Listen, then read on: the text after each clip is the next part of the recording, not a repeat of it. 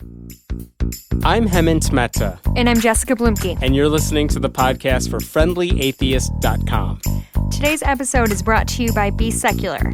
Be free to love, be able to choose, be accepted no matter your race, gender, sexual orientation, or belief system. Be Secular.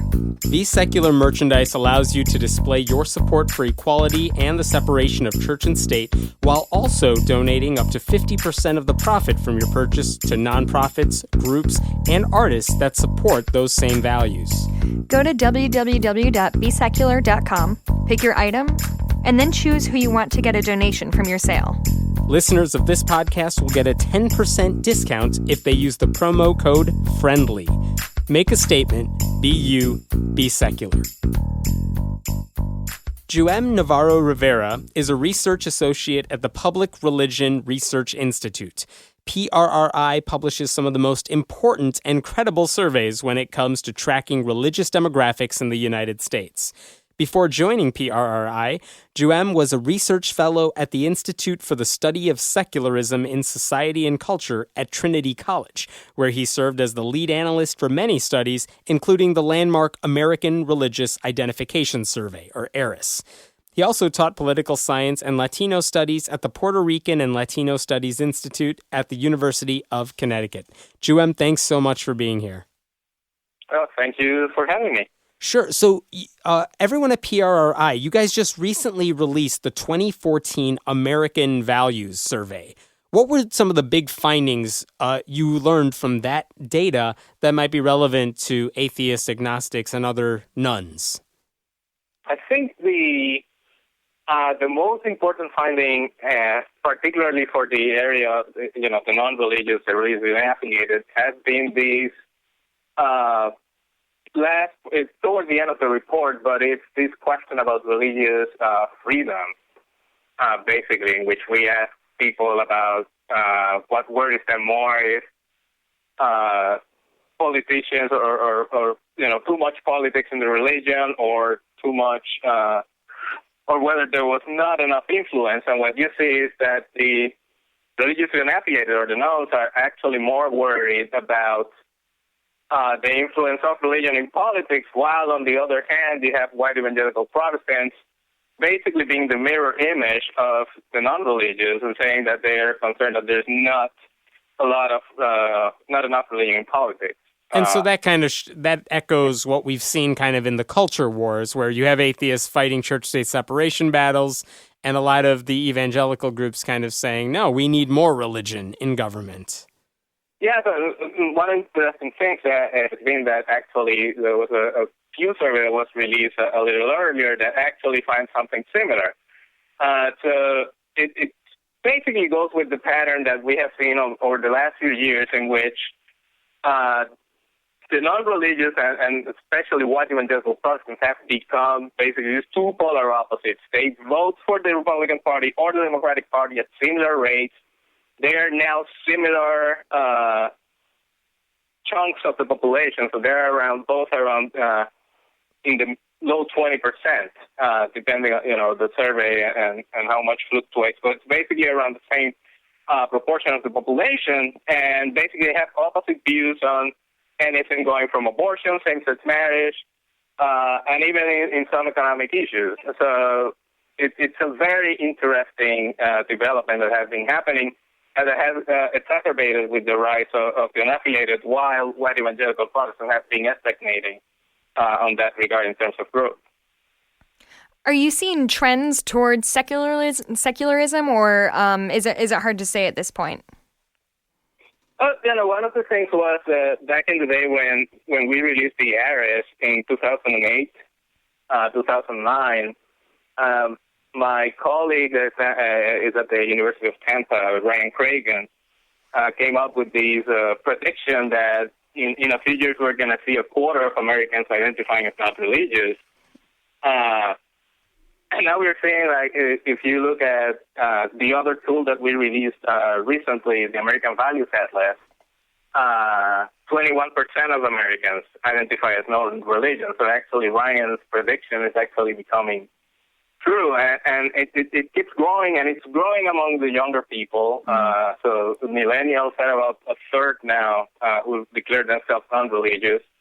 And our data, at PRRI and previously at Trinity College at the Atheist and subsequent survey from Pew have also found that Latinos, which is my other area of expertise, actually have increasingly number of non-religious. So this is a trend that, I don't know how long it's going to take to stabilize, but it's certainly still on the rise. I was playing around with that American Values, the Atlas that you're talking about, and we'll provide a link for anyone listening to this podcast. But one of the interesting things is you could see the religious demographics for every state, at least the most current ones we have. And what was amazing is that so many states in the U.S., the highest demographic percentage was non-religious. They were unaffiliated. I was amazed to see. Maybe I expected that in a couple of states, but so many of them had unaffiliated at the top of the list. That is interesting. How did Illinois do? Illinois, you know what? I don't remember which one, where Illinois was, but you would expect in Utah, Mormons was at the top of the list. Sure. But man, you go down the West Coast, it's unaffiliated at the top. That's really interesting. What, Juhem, how does the process work? For those of us who only see the results of your work, how does the process work from when the studies are done and people are called and you've talked to people on the internet? What do you do from getting the data to publishing it? It's a process we would like to be longer. It's very arduous. It's very quick. And it's it's very efficient, and we have honed it down. But basically, we have concept meetings. What do we want to know? What do we want to ask? And then basically, we come up with a set of questions. We usually have, in terms of religious identification, we have a set battery of questions that we ask in every survey. And we have some questions that we always ask.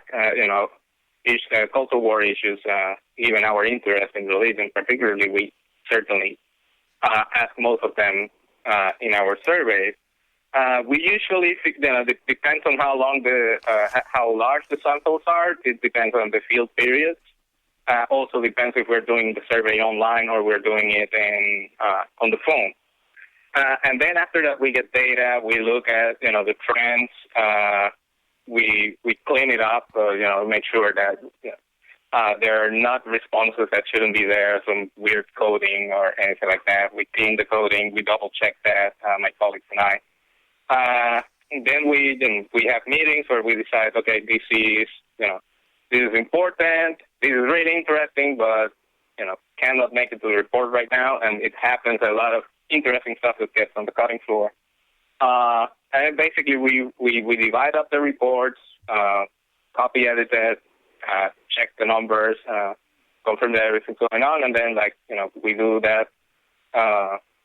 We do a presentation, we do the press release and all that, and I think the process, on average, would be 2 months from the time we get into the field to the time we release, which, this business is really fast. That's a really fast turnaround. Yeah, very much. Yeah. One quick question. For people who don't understand statistics or how people do surveys like this, how do you know that you are reaching a fair demographic of people, especially when you're doing any of these surveys online? Because obviously we're all used to online surveys being unreliable. How do you make sure your data is representative and reliable? Yes. So the phone surveys have been done for years, and that's a true and tried method of, the basic sample. It's random national samples. There's some stratification, what we call that, in terms of region and demographics, and there's some weighting process. So we weight the sample to represent some key demographics of the general population. But basically, in theory, everybody in the U.S. has the opportunity to be called. And at this point, now that a lot of people don't use landlines, our samples are half landline, have cell phones. So that has allowed us to get more young people in surveys, which was a problem, was becoming a problem, and also more minorities, because particularly Latinos and African Americans are more likely to use cell phones than landlines. In terms of the online surveys, we use a field house that has an address-based system. So basically, and when I say address, it's like physical address. So they have a panel, and it's nationally representative. So these online surveys that we do are actually nationally representative, similar to those that we conduct on the phone. So it's not like we send emails randomly and we get people to respond, but people who sign in, and not everybody can sign in. So I don't know if you have done government surveys. I don't think I have. I haven't. Okay, so it's similar to the census. The census has these different surveys. The one that is more common now is American Community Survey, but basically not everybody gets it. But for example, let's say that your household is selected. Let's say you move to a place. It's the address that is selected. So anybody who lives in that house, it's who is selected, not a particular person. So this is a relatively similar process in the case that, it's the address what matters, and the neighborhoods what is randomized, not necessarily the computers or the email addresses or something like that. And that basically helps to be, more reliable and similar to what we know. But it's a very expensive process. Yeah, I bet. Do you ever, because you do just put out numbers, do you have any issues with people taking the data you found and skewing it for their own devices? Sorry, can you repeat the question? Because you deal with numbers, you just put out, statistics whenever you put out these surveys. Do you notice people take the numbers that you found and skew them and try to interpret them in their own way? Is that a problem you see? It happens all the time. Like, I've been in these for the longest time now. Yes, I mean that's something that's going to happen, and we actually encourage, discussion with our data, whether it was back in ICCC or now at PRRI. That's something you cannot avoid, certainly not with the internet. Mm-hmm. People use them, and they're going to interpret it their way. I remember back in the day when I was at ICCC, we would get people talking about the big thing that we used in our release was the rise of the knowns at the time. And so you had people talking about, the rise of the knowns, and, organizations like American Atheist talking about, the coming of secular America, and then you have people interpreting them as, oh, no, this is, this is just a trend, or this is just a fad, or these are young people that are going to come back, not necessarily with any other evidence. And I don't think that's the point. I think it's good that people are discussing our numbers. We are not responsible for what they say. Sure. And this is America, so people are free to have their opinions. And the more that our work encourages discussion, for us, is the best. Last year, when you guys did the American Values Survey, I remember you guys said that 9% of the Tea Party, people who are members of the Tea Party, 9% of them were unaffiliated. Who are these people who are in the Tea Party but are not religious? I don't know who they are. In the margin of error? Actually, I think it may fall under the margin of error, but unfortunately, we don't have identifying information for our respondents. So I can't actually call one of these up. But I think it's an interesting thing because before I joined PRRI, PRRI did the first big survey on the Tea Party was the American Values Survey 2010. And one of the questions that my colleagues at the time was that there was a lot of discussion about whether the Tea Party was a secular, libertarian movement. And what they found, and then what we found this year as well, in which we repeated some of the questions, was that the Tea Party is actually comprised by a lot of people who also identify as members of the Christian right. So in that sense, that is a shocker. The previous report and these reports, have shown that is not the case. And in fact, the ABS from last year, like about the survey from 2013, actually focused on libertarians. And we found that actually libertarians were significantly more likely to be religiously unaffiliated. Let me piggyback off of Jessica's question for a second. Because your job and PRRI's job, you guys just tell us what the numbers say. It's not your opinion. Right. I mean, this is what the facts of the matter are with some margin of error. But do you ever get criticism, or does PRRI ever get criticism for what the trends are showing? We do sometimes. I mean, you may get, and it comes from all sides. If somebody is trying to write a piece and, the numbers don't match necessarily a storyline, you'll get like, the conservative PRRI or the liberal PRRI. And I mean, it's part of, it's part of being a public organization with a very public profile that gets involved in a lot of debates.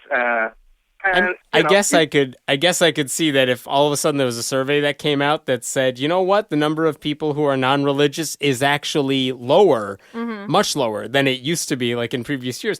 I'm sure there would be a lot of people, maybe myself included, who'd be like, well, they probably screwed up how they asked the question, they did something wrong because that goes against my storyline. So I guess I could understand that. Yeah. Yeah, no, it comes with the territory, and so we're quite aware of that, and it happens. I've been used to that since I was at ICCC, so it's. But for the most part, everything is it's mostly positive, and we get great coverage from all sources of media, including advocacy organizations or bloggers like you. And we actually like that. And we like that, our data and our numbers are getting discussed. And, as a long-time reader of your blog, I actually get quite excited when I see our data being featured in Friendly Atheist and other. Yeah, well, I mean, it's always fascinating to see those results and seeing how these trends are changing. Right. And usually, at least for the past several years, they've always been going in our direction. Mm-hmm. More people are getting non-religious or unaffiliated or whatever you want to call it. But it's nice to see the data because, I feel like you and I kind of run in circles that, everybody's an atheist. Yeah. That was easy. No, now I have math to prove it. And, yeah. So what drew you to data and to these numbers? Is there something that you enjoy about the process or about handling statistics? Is that a thing you enjoy? I started in college. I actually wanted to be a lawyer when I was in college, and I got drawn into some classes on public opinion, and I got hooked. I designed my first survey when I was 20. Oh, wow. A little exit poll in my hometown. and then I went to first, as I called my first tour of duty in grad school, and did survey research as part of my major. Then I worked in, other organizations, mostly as an statistician. And then it came to 2007 when I got my lucky break at Trinity College at ICCC and that great team that we had in there. And that's basically where I finally got I had been interested in religion and politics for a long time, but initially most of my research was on voting behavior. I didn't do much about religion, and ICCC basically got me interested in that world. I didn't know how to get in. I love it. historically and culturally is something that has been affecting American politics for a long time. And American politics is my main subject of interest in political science. So I just love it, and I can't see myself doing something much different. Yeah. Whether it's either in similar organizations or back in academia, it's something that it's a subject that I really enjoy. One of the, let me ask you a personal question, because within the atheist movement, we have had a lot of trouble, that I've seen anyway, at different conferences, by withdrawing in diversity. It's usually a lot of white guys. And I wonder if any of the data that you're studying, if any of the results that you're seeing suggests that there may be an audience out there that we can reach out to. Untapped market. Yeah, if there's an untapped market out there that maybe we should be looking at that we're not paying attention to. And sometimes we've gotten in trouble because we've had David Silverman on the show before who went to like the Conservative Political Action conference, like the CPAC conference, and he got in a lot of trouble just for trying to reach out to those like conservative Republicans who may already be atheists. Yeah. But I wonder if the data suggests anything about who we should be looking at and how maybe we can draw them in. So, I mean, it depends on how, if you talk about the unaffiliated in general, that's one thing that, our data on atheists is very limited. At least self-identified atheists, so we don't have a lot of those people to slice and dice. And that's because when you call up, like very few people are saying they're atheists, so you don't have enough to run numbers on? Most of the time, yes, unless we have like a humongous survey. For the most part, we can't slice and dice atheists or agnostics. But I mean, usually the patterns that we see is that, yes, especially atheists and agnostics tend to be wider. They tend to be better educated.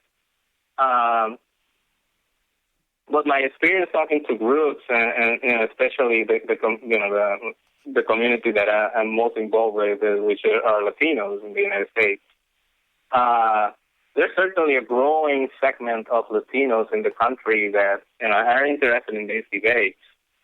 And I've seen a couple of organizations, but for example, I'm still waiting for a national Latino blogger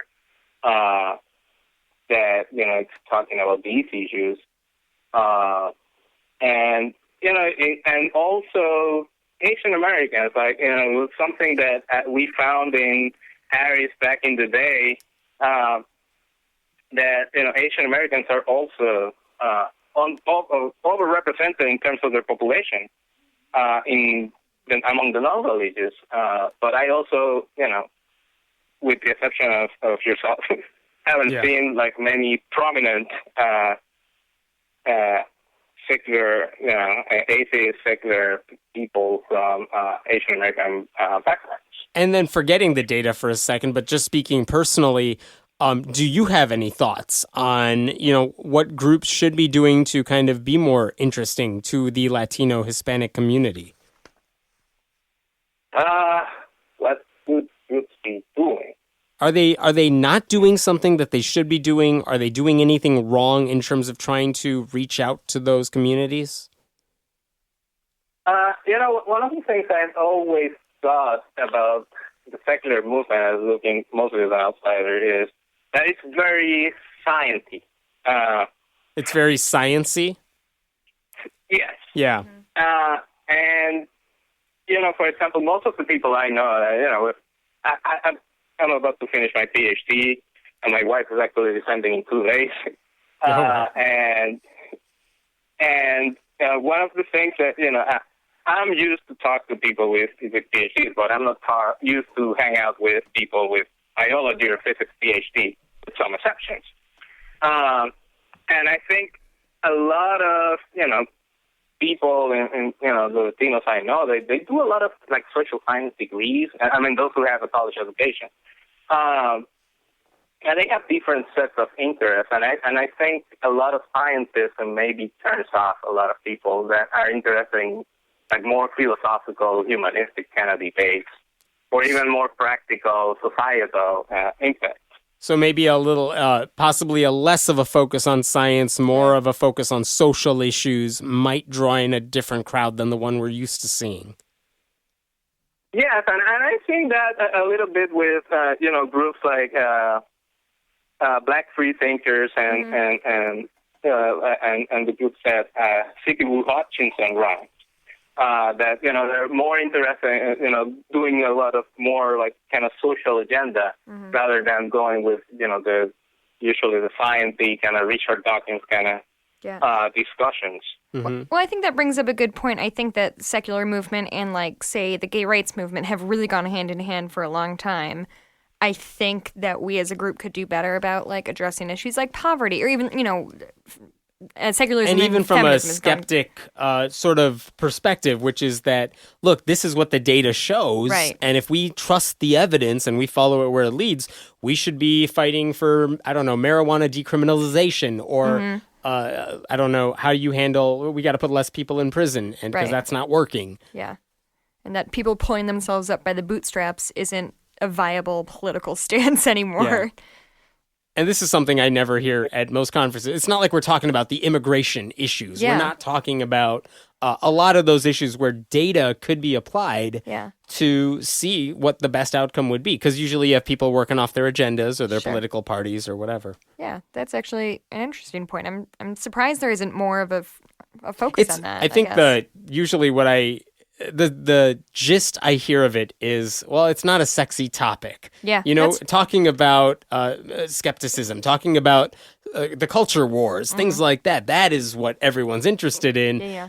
But we never really see a lot of the other issues that may be way more interesting to people who are not necessarily within the movement already. Well, and interestingly, there's a lot of church groups and stuff that do reach out to poor people and have a big grasp and have a focus on it. And have a focus on poorer communities. Yeah. And where are we? Yeah, and we're not there. Juhem, what do you see happening in the next 10, 20 years, at least in terms of the secular movement? Will the number of unaffiliated Americans continue to rise? Will we grow more diverse, I guess, ethnically? So how long are you going to store this? Because I don't want to come 15, 20 years and actually show that I'm wrong. Yeah. But, one of the things that I think it's at some point, it's probably going to start leveling off. Oh, no. Make it stop. Okay. I guess this is my last invitation. Do you think that's going to happen? There's so much. I've seen a trend that somebody drew that it was like hanging out around Facebook. Yeah. That basically predicted that the unaffiliated were going to be the majority. I don't know what year. It basically do a straight linear trend. But it's not going to be straight and linear. We are going to level off at some point here. Sorry? You're saying it's not going to be straight and linear. We're not always going to keep growing. The number of nuns is not always going to rise. I guess at some point it's going to plateau. Yeah. And then the question is whether, and it's certainly going to be more diverse. I mean, we're seeing already that diversity approaching, right? Mm-hmm. We're seeing the growth among Latinos. And certainly Asian Americans tend to be disproportionately unaffiliated, and it's another growing segment of the population. The millennial generation is huge, and they are the most likely to be unaffiliated. We don't know what fortunately, the generation that is coming after them still not 18 years old yet, so we can't capture them in surveys to know what's going on with them. But certainly it's going to be continuing for a while. I don't know how high it's going to go. I mean, Ryan Reagan said 25%. It may go higher than that. And then the question is, what's going to happen after that? There's going to be, politically, what's going to happen? Can we get enough people to elect a non-religious, congresspeople, a president? Who knows? Yeah, openly. Well, Will we have enough of a powerhouse, enough of people on the ground to vote some people into office? Are people going to pander to us finally? Yeah, politicians pander to us. The question is, it's not necessarily about pandering, or one of the questions is whether the secular Americans or the non-affiliated, non-religious are underrepresented among voters. Like they're less, like they punch below their weight in terms of voter turnout. Yeah. And evangelical Christians get the turnout. Right. Yes, but part of it is because they're younger, right? The young people tend to vote at lower rates anyway, so that may be part of the explanation. Will that change in the future as those kids get older? Well, it depends. If the unaffiliated keep feeding off young people, the problem may be, they probably carry over. Unless you can find a way to fix the turnout among young people, but we have been having these low turnout among general youth for decades. Yeah. So, another question is about elected officials. Barney Frank came out of the atheist closet, right? Just like 2 years ago or so. Then you had the Kristen Cinema incident in which she backtracked that she was a. We thought she was an atheist, and then she kind of said, "No, I'm just I'm not. I'm unspecified," is what she's technically listed as in the congressional records. Eye roll. Yes. But at the same time, we're seeing some politicians like Juan Mendez in Arizona. Yeah, state senator. He's an atheist in Arizona. We have James Woods, who's running for Congress from Arizona right now. Exactly. So, again, the other question is how much are going to become politically involved, because there's a dearth of candidates. There are not many, at least not many openly atheist Americans or openly secular Americans have been running for office.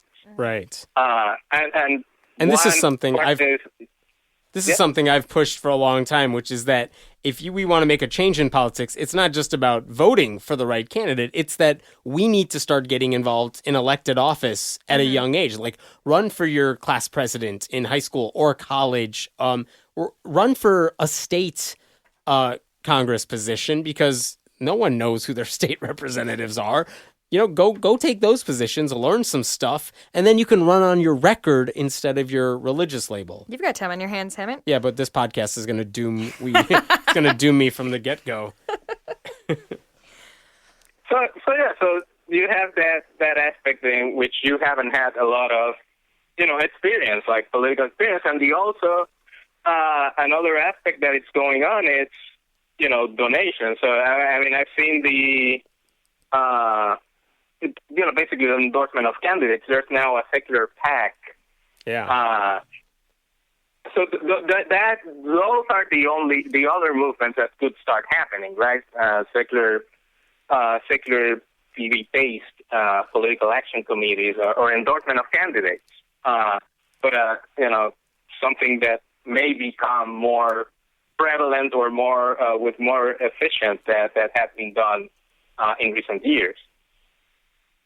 But I think in terms of basically for the secular Americans to become a political force, basically they need more sophistication in terms of their politics. Yeah.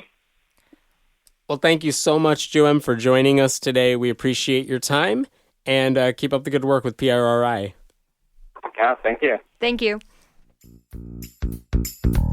Thanks for listening to the podcast for FriendlyAtheist.com. This episode was taped at Cinnamon Sound Studios in Aurora, Illinois, and the music was written and performed by Brad Chagdis.